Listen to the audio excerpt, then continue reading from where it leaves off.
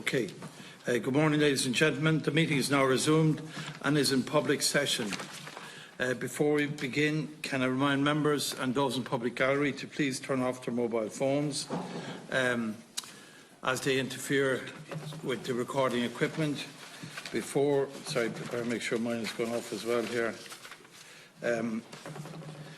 Before we begin, I just need to turn to some other matters, some housekeeping matters. So, right, by virtue of sections, I have to read this to you. By virtue of section 17(2)(1) of the Defamation Act 2009, witnesses are protected by absolute privilege in respect of the evidence you are to give to this committee. However, if you are directed by the committee to cease giving evidence in relation to a particular matter and you continue to do so, you are entitled thereafter only to a qualified privilege in respect of your evidence. You are directed that only evidence connected with the subject matter of these proceedings is to be given, and you are asked to respect the parliamentary practice to the effect that, where possible, you should not criticise nor make charges against any person, persons or entity by name or in such a way as to make him, her or it identifiable. Members are reminded of the long-standing parliamentary practice to the effect that members should not comment on, criticise or make charges against either a person outside the Houses or an official, either by name or in such a way as to make him or her identifiable. I would now like to welcome our first session of our meeting today with the following representatives. From the Department of Transport, Tourism and Sport, Mr Dominic Mullaney, Mr Cormac McNally. From Meath County Council, Mr Des Foley, Director of Services. And can I just acknowledge to Des that I worked with you for many years when you were Town Clerk in Drogheda, and we miss you greatly. And I'm sorry you're in County Meath. But on this occasion I think it's useful. And Mr Nicholas White, a Senior Engineer. And from Junistown and District Community Association, Niamh Banny Leinshig and Brendan Logue. You're all very welcome, and I will now invite them in the order in which has been presented to me here. I'll now invite Dominic Mullaney from the Roads Division of the Department of Transport, Tourism and Sport to make his opening statement, please, followed by Meath County Council and then Junistown and District Community Association. Thank you, Chairman, and thank you for the opportunity to attend here today also. Regarding Julianstown Bypass, under the provisions of the relevant roads and road traffic legislation, the maintenance and improvement of regional and local roads, together with traffic management measures, is of course a statutory responsibility of each local council. The Department is responsible for overall road policy, technical guidance, and within the budget available to it, for the provision of grant funding to assist local authorities with their road programmes. As a result of cutbacks in funding for roads during the recession, grant funding for road improvement projects under the Pacific Improvement and Strategic Regional and Local Road Grant Schemes had to be curtailed after 2013. This was necessary because expenditure on maintenance and renewal was falling well short of what was required to maintain the regional and local road network adequately. Under Project Ireland 2040, there have been increases in grant funding for the regional and local road programme, particularly in 2018 and 2019. This has allowed the Department to provide local authorities with additional grant support for maintenance and renewal of the network. However, in order to avoid deterioration in the existing condition of the regional and local road network, 4,700 kilometres of regional and local road pavement needs to be maintained, and another 4,700 kilometres needs to be strengthened each year. This target has not been met at present, and in the current year, the maintenance target is 2,400 kilometres and rehabilitation target is 2,150 kilometres. Overall, it is estimated on a conservative basis that expenditure of 630 million is needed per annum to keep the regional and local road network in a steady state condition. For this reason, the main focus of grant expenditure continues to be on the maintenance of the network. Project Ireland does make provision for the implementation of 12 regional and local road improvements projects, subject to necessary approvals, in the period to 2023. Outside of that, some limited provision is being made in the capital budget for the appraisal of a pipeline of upgrade projects. This is intended to cover the appraisal of projects for development, if possible, in the later years of the NDP. The scope for carrying out pipeline projects through to the development stage is dependent, of course, on the availability of funding. If a local authority wishes to put forward a future project for consideration, it must comply with the requirements of the Public Spending Code and the Department's own capital appraisal guidelines. The Department has issued detailed guidance to local authorities in April 2018, setting out the project appraisal requirements. And under this appraisal process, the preliminary appraisal has to be submitted in relation to each proposed project. Projects costing over €5 million also need a detailed appraisal report if they progress beyond the preliminary stage. At preliminary appraisal, the local authority application needs to demonstrate sufficient analysis to underpin the assessment of the merits or otherwise of the scheme. Local authorities are required to outline what consideration has been given to investment options, including different transport modes and traffic management options. The preliminary appraisal also encompasses a preliminary multi-criteria analysis, which is used for comparing options. Meath County Council has prepared a draft preliminary business case in relation to a bypass of Julianstown, and further liaison is required with the Council with a view to finalising that submission. Thank you. That's your submission. Yeah. Is that your full submission? Thank you. It is, right. Okay. Well, I'll comment on that later, but I'll ask Meath County Council, Mr. Foley, if he wishes, and then Mr. Wyatt, if you wish to address the meeting. Thank you, Chair, and thank you to the members of the committee. Meath County Council welcomes the opportunity to appear before the committee today to discuss the traffic issues in Julianstown. Our vision for Julianstown, as set out in our county development plan, is to consolidate and strengthen the village through the provision of a well-defined village centre area and to support a range of land uses that will benefit the residential population. The Council is committed to playing its part to improve the quality of the built and natural environment of the village, while catering for the needs of the local community and ensuring that the village develops in a sustainable manner. In terms of traffic, on an average day, more than 20,000 vehicles pass through the village on the Regional Road 132.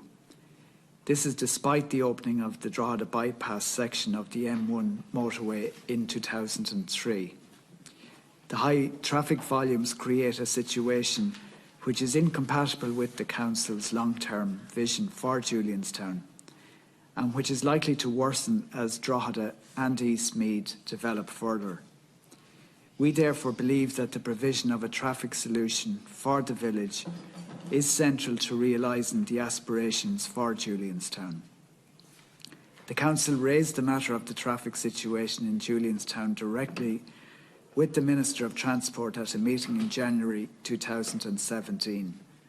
Subsequently, in March 2017, the Director of Services for Transportation communicated with both the Department of Transport, Tourism and Sport, DTAS, and Transport Infrastructure Ireland, TII, requesting them to engage in discussions about advancing a solution to the transport situation. In December 2018, the Council also submitted a draft preliminary business case to DTAS, which concluded that there is a prima facie case for doing something to address the traffic volumes in Julianstown. Furthermore, the initial analysis showed that a bypass of Julianstown emerged as the preferred option in both the multi-criteria analysis and preliminary cost-benefit analysis that were undertaken. The committee will appreciate that it is beyond the resources of Meath County Council to deliver the scale of intervention that is potentially required in Julianstown without capital grant support from central government. If this is forthcoming, the Council would prioritise the process to identify and progress the optimum solution. In the meantime, the Council has made provision of €800,000 in its capital investment programme 2019 to 2021 for traffic management measures for the village.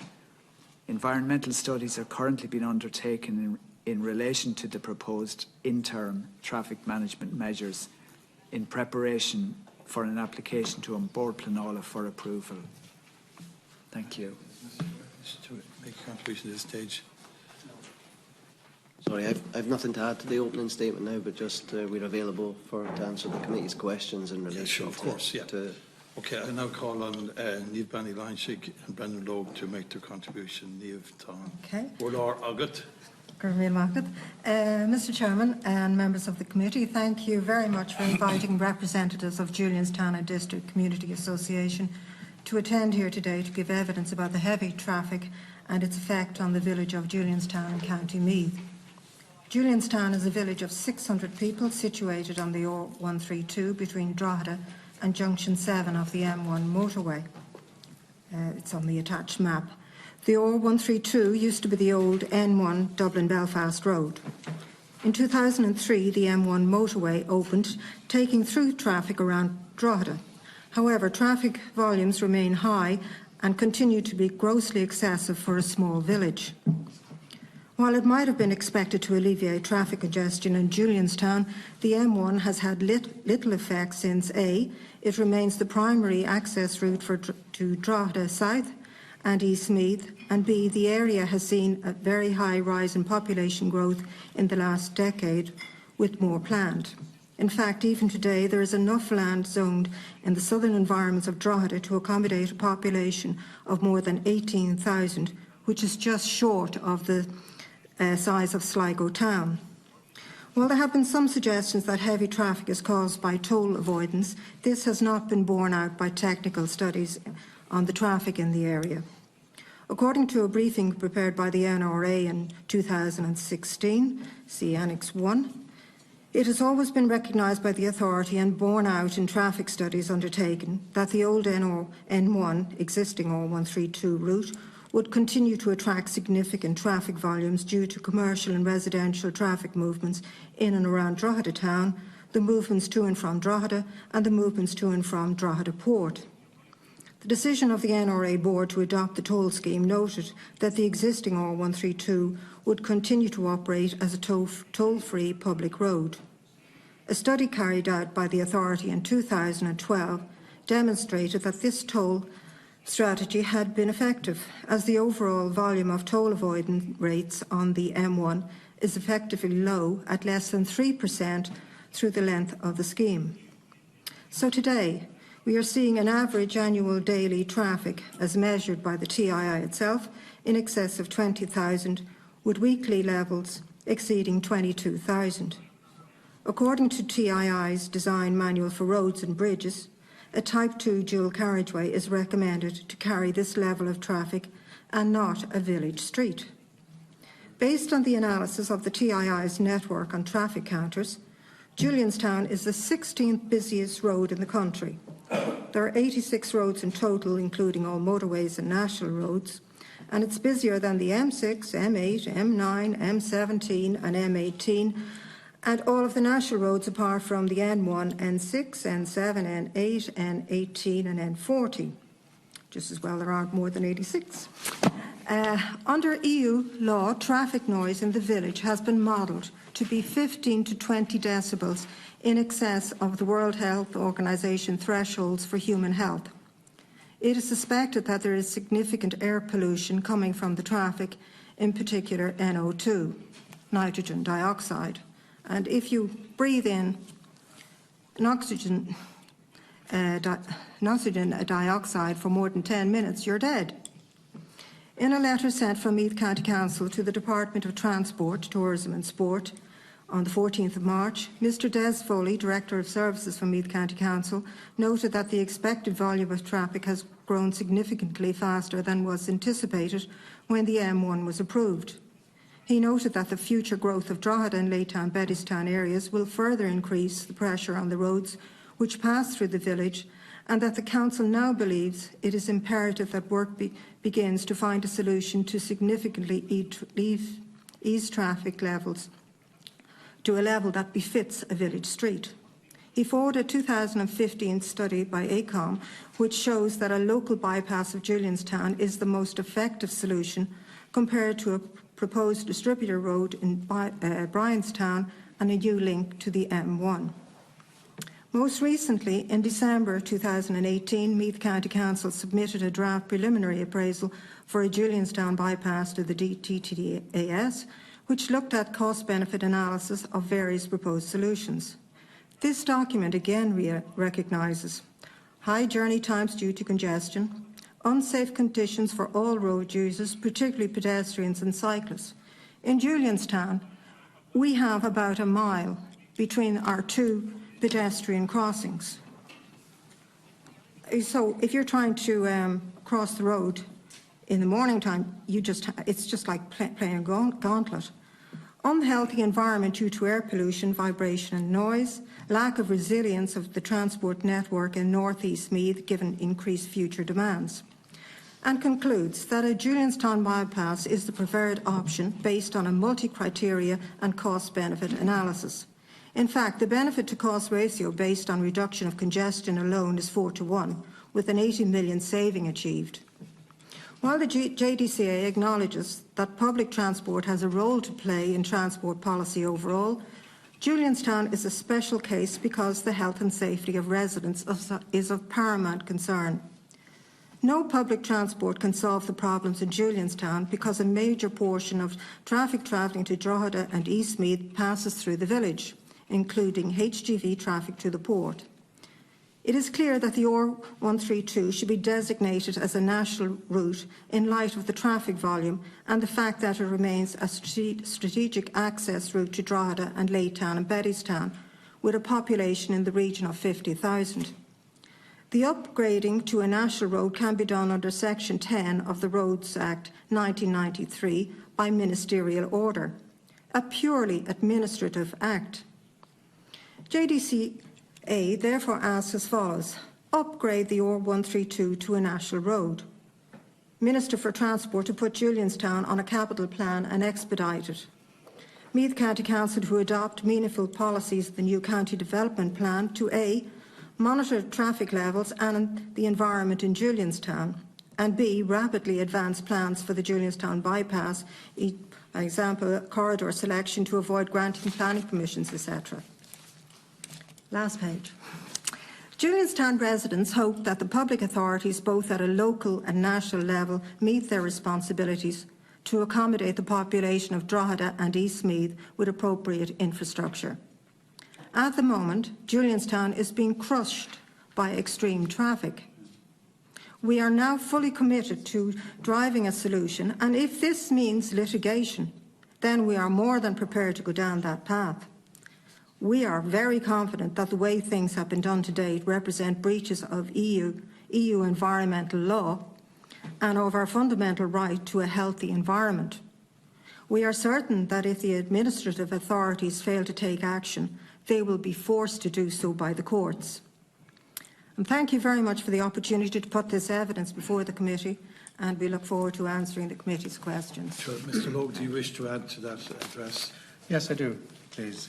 Mr. Chairman, I'd like to just look at some of the human consequences of the existing chaos in Julianstown. As my colleague Niamh has said, this is the 16th busiest road in the country, busier than many of the main arteries, the motorways and so on. However, Julianstown is not like these arteries, even the M50, in that it is a blocked artery. And it is a blocked artery that will cause a heart attack to a lot of people, including the political system.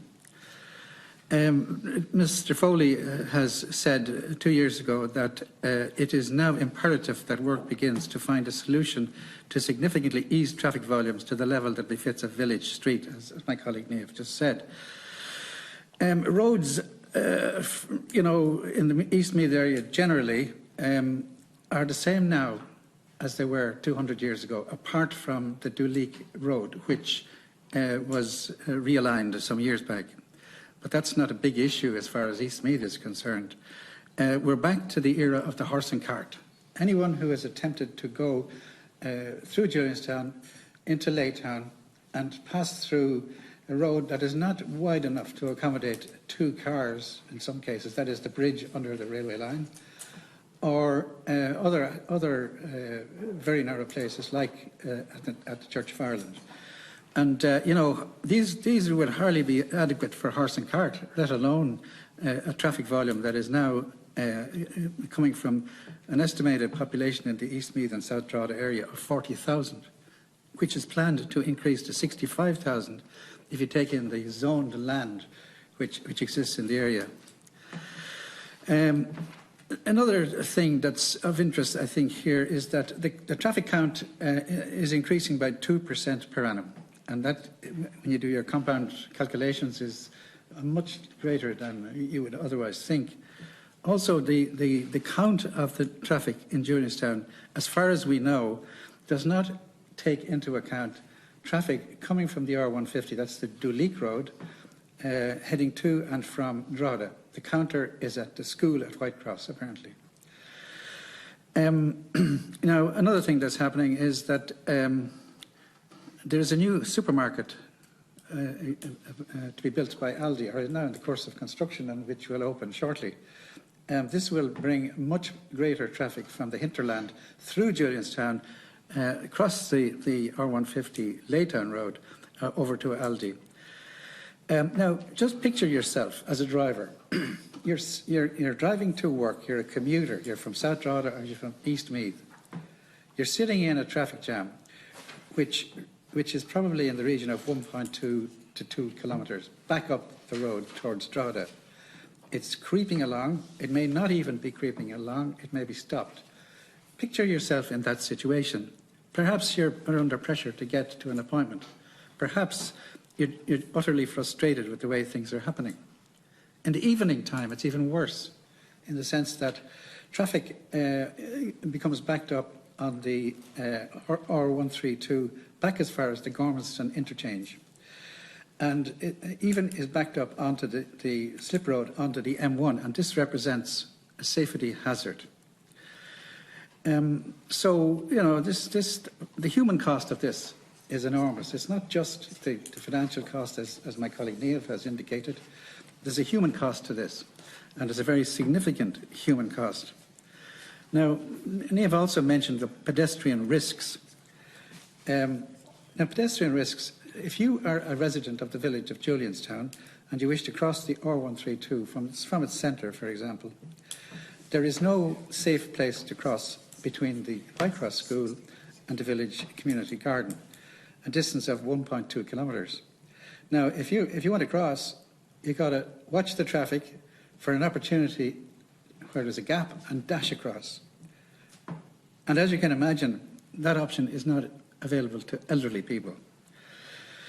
There are 2 aspects to the problem as well that are not really dealt with in any of the material that we have seen. First of all, there's the traffic jams in the morning and the traffic jams in the evening.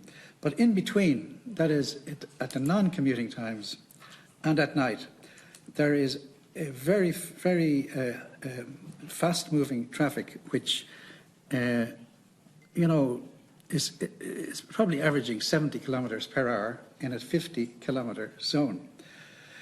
And some of this stuff, you know, incorporates heavy vehicles, HGVs carrying petrol and gas. And, you know, an accident, I leave the rest to the committee's imagination. We feel that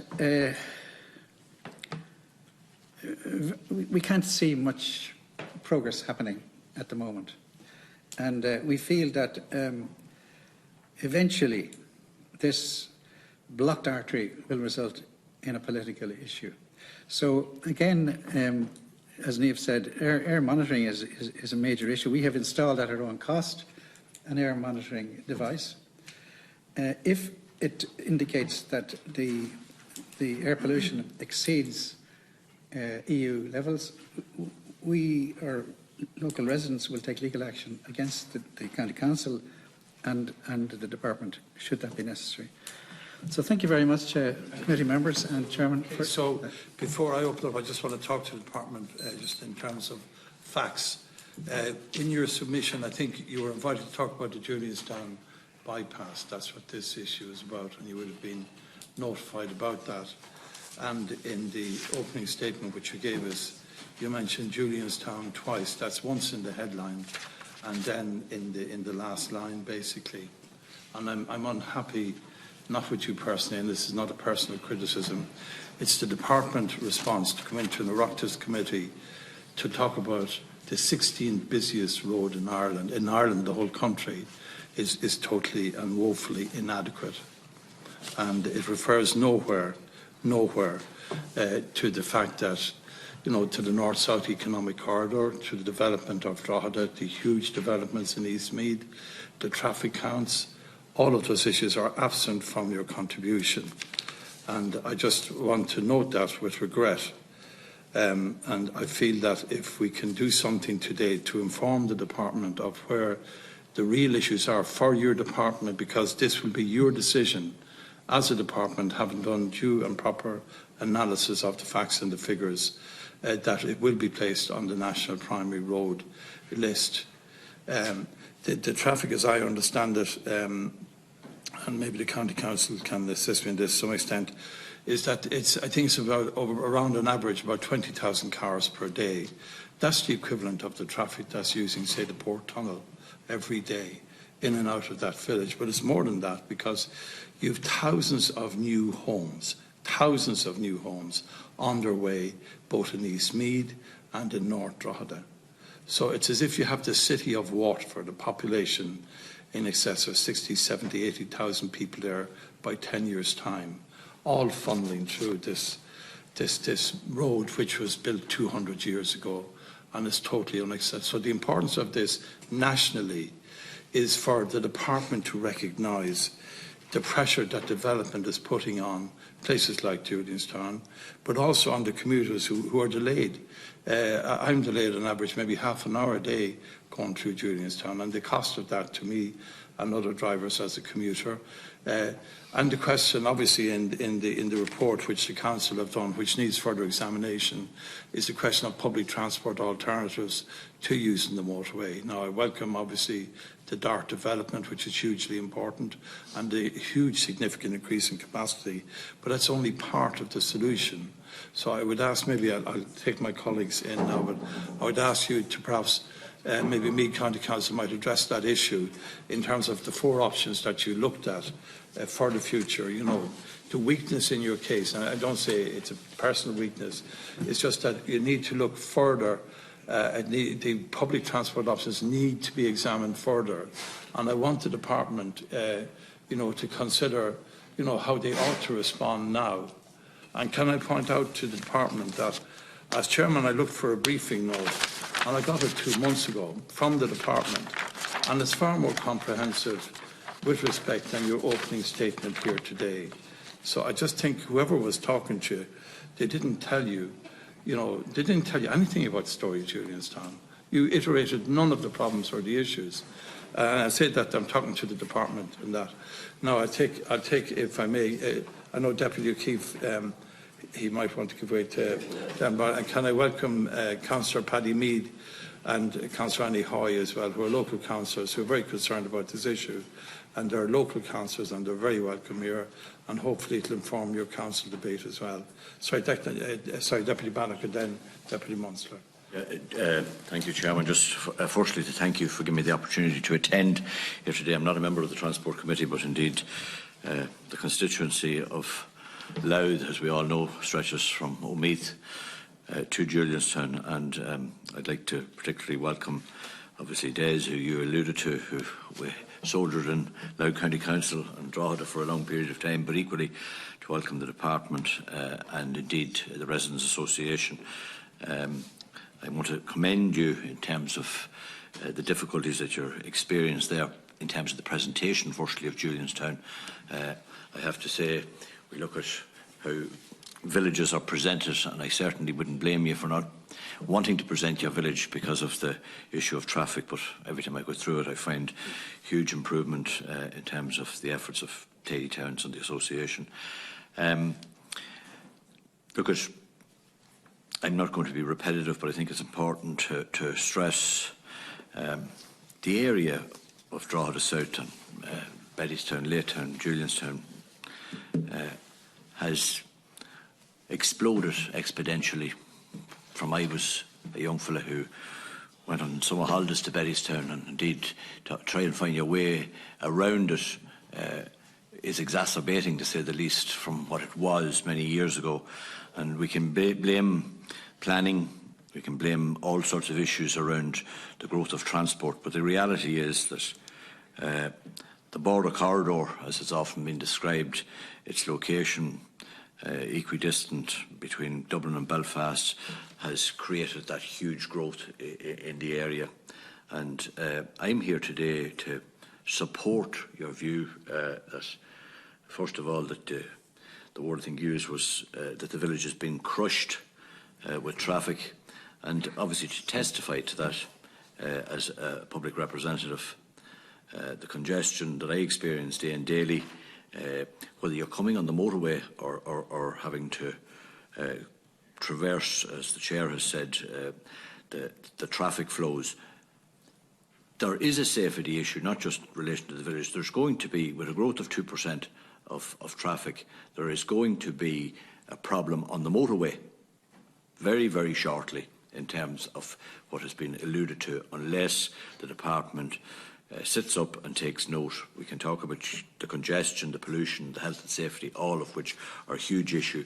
And I certainly wouldn't like to see illegal it arriving in the courts in relation to this. I do believe that the issue of designating is a national route, and the provision of a bypass needs to be ramped up. We all know that the road network is the lifeline for all communities, but no community should suffer to the degree that Julianstown is. And I believe that it needs to be prioritised and put on a footing that it is expedited over the next number of years. And I want to commend you for your presentation, and to say that whatever efforts, I think us as members of the Oireachtas, particularly from the constituency of Louth and East Meath, will try and impress upon the Department and indeed the Minister the need to prioritise this route. And I'm delighted that you have come here today to highlight the fact that it is one of the busiest networks in the country. I think Meath County Council has been doing its best within its resources, but it needs that help from the Department to prioritise this project and to alleviate that congestion. And I started by saying it's an economic corridor. The reality is that the people at the centre of that economic corridor are the people that are living almost equidistant from Dublin and Dundalk, but equally in the centre of the Dublin-Belfast developments. And it is a great place to live. And I think the frustration that's been experienced, the people who use it as a suburb for their work, be it to Dublin, particularly to Dublin or to Belfast, need to be supported, and particularly in getting in and out of Dublin on a day-and-daily basis. I just want to equally support what was said earlier by Mr. Logue in relation to the one road, I think it's R150 into Laytown. I mean, there's portions of that road that how people can pass on it is beyond me, and there definitely needs to be something done in relation to the bridge, the railway bridge in Laytown, before there's not a serious accident. I'm sure there have been accidents, but and I just want to commend the presentation, and hopefully that it will highlight that this road needs to be ramped up in terms of its priority in terms of our region. Thank you, Deputy Minister. Firstly, I want to just say to the department, I want you just to picture the scenario. I mean, you have a small picturesque village with a population of 600. And every single day, 7 days a week, there's in excess of 20,000 vehicles, including HGVs, thundering through the village constantly. You'd actually have to see it to believe it. Trying to cross the road, if you're standing in the middle of the village in Julianstown, is the equivalent of taking your life in your hands. It's like trying to cross an extremely busy dual carriageway. It's almost impossible. It's almost impossible. Now, Meath County Council have submitted the business case, and in your response here today, you said at preliminary appraisal, the local authority application needs to demonstrate sufficient analysis to underpin an assessment of the merits or otherwise of the scheme. Now, you have examined, you've had the business case which was submitted last December. Based on that business case, do you believe that they have demonstrated exactly what you call for in a preliminary appraisal? Have they demonstrated the merits of a bypass, the need for a bypass? Mm-hmm. Yeah. Deputy, yes, we've had the appraisal. There's one aspect in particular on the appraisal that we are seeking more information, and that relates to the public transport analysis. You know, we feel that maybe an O&D survey, origin and destination survey, is required to identify where people are coming from and where they're going to. And the reason I say that is that before we rule out a public transport option, and I'm not saying what's the correct option at this stage, before we rule out a public transport option, we need to see, you know, what are the possibilities for people being able to use buses or trains. And just to mention, you know, it takes 8 to 13 years to bring a road from start to finish. And, you know, that's TII's estimate. And even if we were talking in a case like this, that it could take 8 to 10 years, that's a long time. And by that time, the NDP will hopefully have delivered major public transport improvements on the rail corridor to Drogheda and to Dundalk. So, you know, that's the analysis that needs to be done before we decide that the road option is the appropriate one. And that's what's... The other analysis you need to do is to look at the planning policy in both Louth County Council and Meath County Council, the permissions that are extant, the land that has been zoned. And I think that one of the points, sure, is that a lot of people using East Meath are actually from East Meath. You know, so it's actually as a result of significant developments there that the congestion continues. Sorry. The zoning for residential alone in South Louth and East Meath over the next number of years is enormous. So that's going to compound the problem even further. But just when you talk about the public transport option, I mean, you have Drogheda stations at capacity. Laytown, literally, you know, you can barely get on some mornings. Am I right in saying that the DART expansion to Drogheda, it could be 2027 before that's delivered? Yes, you are. The commitment is there that it will be delivered by the end of 2027. But so, whilst you say examine, and I accept, you know, that of course you need to take on board public transport options, but there's nothing in particular, or would have been done by now, I presume, by the government and the minister. There's no realistic plans in the here and now future to alleviate, in relation to public transport, to alleviate the daily congestion through Julianstown. Well, or you'd have been able to tell us about them. They're all long-term plans, are they not? They're a few years away. Yeah. There is an intention to increase the number of rail cars on the line, and but that's just to deal with capacity. 500 are being ordered, as I understand it, this year, and the 2027 is not the year. I think it's much earlier than that. Certainly, yes. I think just to be helpful. Yeah. As I understand it, the DART will be in Drogheda once these carriages are actually constructed. The order has gone out, the tender has gone out, so it'll be much quicker than 2027 because they don't have to wait for the electrification of the line. Maybe we could ask our clerk if it's in order to write to the National Transport Authority to get clarity on that. So before electrification, you will have the dart and Drogheda, and each dart will be capable of carrying upwards of 1,000 passengers. So it is an important analysis that has to be done, certainly. May I say, Chairman? Sure, Fred. Or sorry.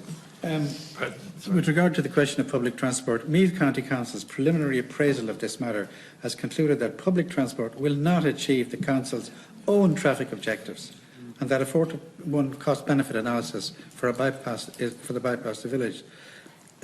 If the department is backing a public transport, they need to demonstrate to us what are these plans. Are there any specifics involved, or is it just a wishful thinking situation? That's my point, that there's no foreseeable public transport options being put forward, or you would have been able to. I'm sure you'd have been happy to give us that information over the next number of years. It's all, long term. We haven't had confirmation of a date for the expansion of the Dart to Drogheda, but there is talk that it could be 27. I actually have that. What I year? don't have it with me today. Is it definitive in the year that it will be delivered? No, the actual carriages are being ordered. We know the carriages are being ordered right across the state. Yeah, but my question is... Just make the point. Once the carriages are ordered, they're delivered, and Drogheda is on the first delivery line. And that won't be 2027, it'll be before that. But you still have the problems of, and again, we've no... the date has not been confirmed, so it could be hopefully sooner rather than later. We all hope that, but there's no evidence to show that it will actually alleviate the serious congestion in Julianstown. There's no evidence whatsoever, and there's no public transport, short-term public transport options being put forward or plans that would alleviate the residents in the village, their concerns. Would you agree that the road as it currently stands is not fit for purpose because of the volume of traffic? I wouldn't argue with that, No. I'd say that, so I'm saying, part of what the residents in Julianstown are looking for is they had marked down that the first step was to upgrade the R132 to a national road. Yeah. Given the business case submitted by Meath County Council and the Director of Services there, would you propose that the road be upgraded to a national road, given all of what's... The only thing I'd say about that is it wouldn't get around the problem that two things need to happen.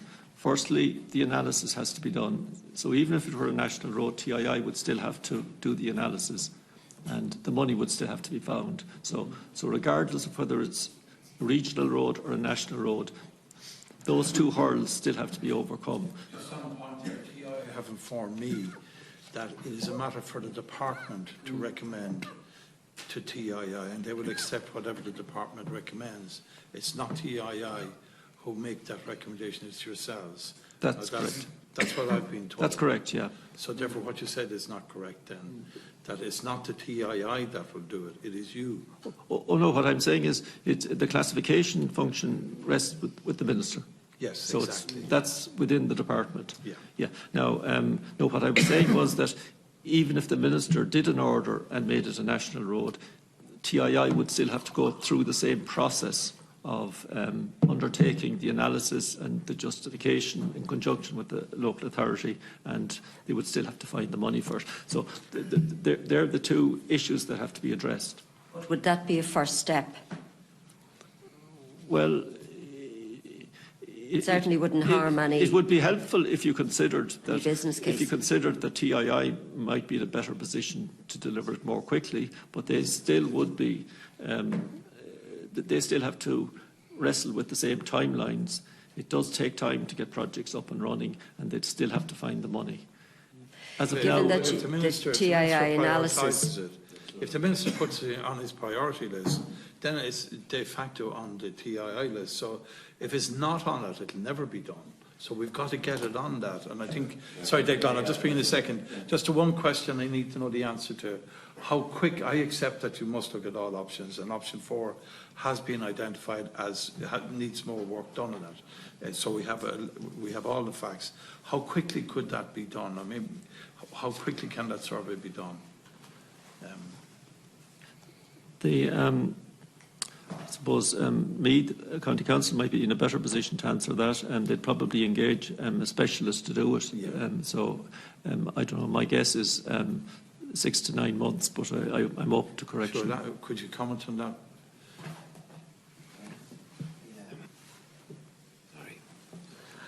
Well, I suppose it depends on the extent of the origin and destination survey. Now, there's a time to procure it, and I know lots of people come before you and say procurement is an issue, and that's the same for us. So there is a time to do that. Typically that takes about 2 months for us to procure someone to do it. The way you may be able to get there are some companies now that have information available that we can tap into. It's expensive information, but Google and Bluetooth have information about which may be an opportunity for us to use it. So maybe 6 months, yes, 9 months. I generally underestimate the time with this optimism bias that I have, but I'd say six months it could be done in. So if we were to say, so the process, you would need the funding for that. What would you have that funding, or how do you get the funding for it? Or can you do it now? Well, I suppose what we are hoping to do, and we're hoping to start a process where we tap into a capital fund that lasts for the lifetime of the project. Right. And that's really that's the kind of certainty that we are looking for at this stage. And just, I suppose, just to agree with Dominic, just in terms of the process, the department and the TII are bound by the same process as the Public Spending Code and the Capital Appraisal Framework. So in terms of accelerating the scheme, I don't think there's an advantage to be gained by going to the TI to accelerate a scheme if it is to be a bypass. And I suppose we have to be careful about jumping to that as the conclusion, because there is a process to go through.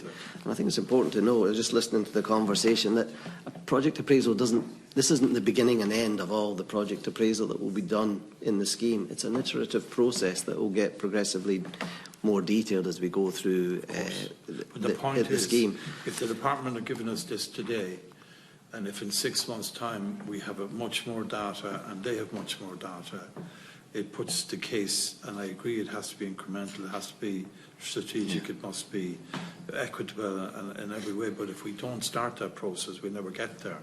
Yeah. So I think that's the point. I accept that this isn't the end of it, but it is the beginning of moving it from where it is stuck at the moment. Yeah. Sorry, Deputy Van. Chair, the issue of prioritising it, the phrase I think used by Mr. Wyatt was accelerate, and I think a combination of acceleration and prioritising the project, and if we could get a commitment to create a roadmap and a timescale. Exactly. And I would, if an order as a non-member, I would propose that the committee should request that as of today, and that at least the residents would see an outcome that's set to a timescale rather than living harsh and getting grass. Yeah. Okay, well, I think that's reasonable. So, in other words, if the due process on that, or the council and the department would agree subsequent to our meeting today to proceed with that, to communicate with us after, when you've discussed that, and that would commence the issue. There's another point I want to raise, is that part of the problem with the massive construction, it's almost a builder's paradise, but it's heading for a concrete jungle, I think, in East Meath now at this stage, and that the quality of life is seriously and adversely impacted by the lack of proper public transport, although there has been significant improvements recently, I know, in terms of bus earn. But, the question of green space, are you going to build in every green field? Or do you have is there going to be, a zone where you will not have untrammeled and unfettered development by builders and speculators? What is the future for East Meath?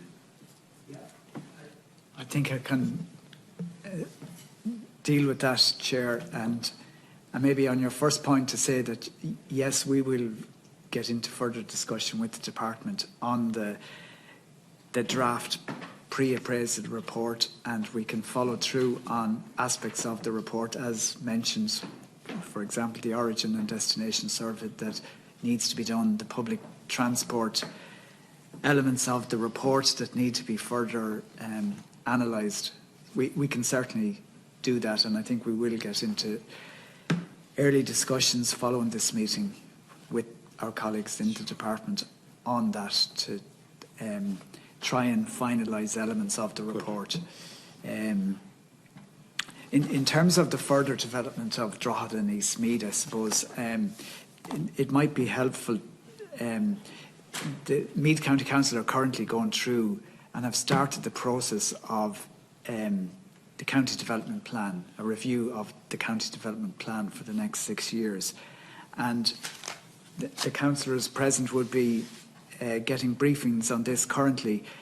The population projections that we have, well, A, for Drogheda, because Drogheda is recognised, as you know, as a regional growth centre in the National Planning Framework.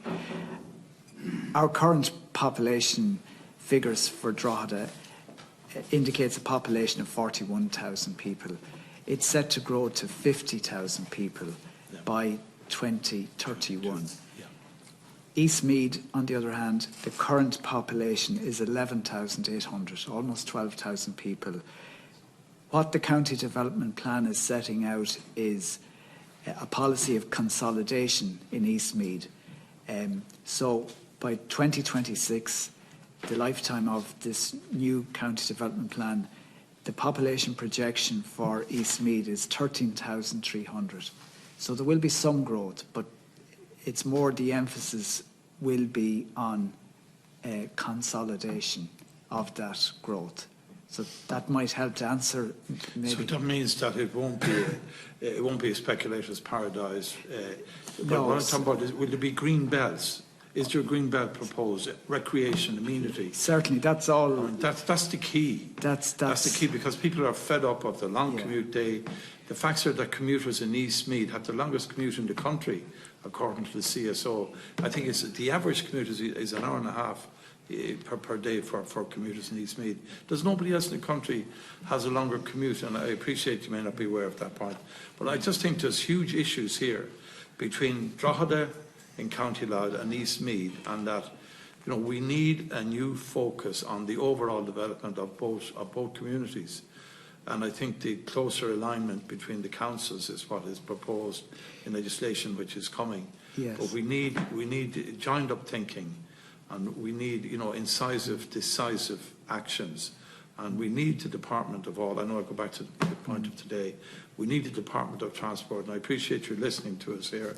And I understand, where you are theoretically, but factually, we need to really put a bomb under the Department of Transport in terms of this issue, because East Meath and Drogheda is a time bomb that is developing without structures, without infrastructure adequately, certainly in the case of Julianstown at the moment.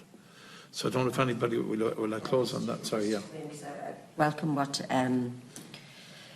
Des Foley has said in relation to that Meath County Council will accelerate the process in relation to the public transport analysis and everything that we need to bring it up a notch, if you like, for the preliminary appraisal rather.